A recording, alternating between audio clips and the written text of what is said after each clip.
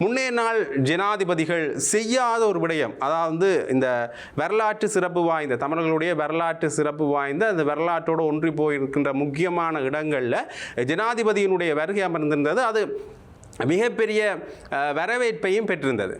அந்த வரவேற்புக்கு பிறகான சூழ்நிலையில் இந்த ஜனாதிபதிக்குரிய ஆதரவு, தமிழ் மக்கள் மத்தியில் ஜனாதிபதிக்குரிய ஆதரவு அதிகரிச்சிருந்ததை பார்க்கக்கூடிய மாதிரி இருந்தது.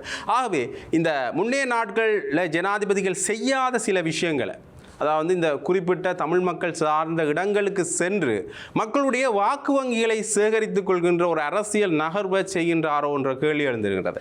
அதே மாதிரியாகத்தான் முன்னைய காலகட்டங்களில் பிரச்சாரங்கள் மேற்கொள்ளப்படுகின்ற பொழுதும் கூட அந்த பிரச்சாரங்களில் ஜனாதிபதி கூறிய வார்த்தைகளை தான் பொங்கல் நிகழ்வுகளையும் கூறியிருக்கின்றார்.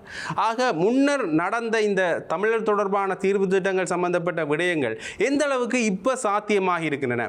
கிட்டத்தட்ட ஒரு வருட காலமாயும் அவர்களுடைய தேர்தல் பிரச்சாரங்களில் குறிப்பிடப்பட்டிருந்த முக்கியமான தமிழர்கள் சார்ந்த விடயங்களை இன்னுமே அவர்கள் முன்னகர்த்தி செல்ல இல்லை.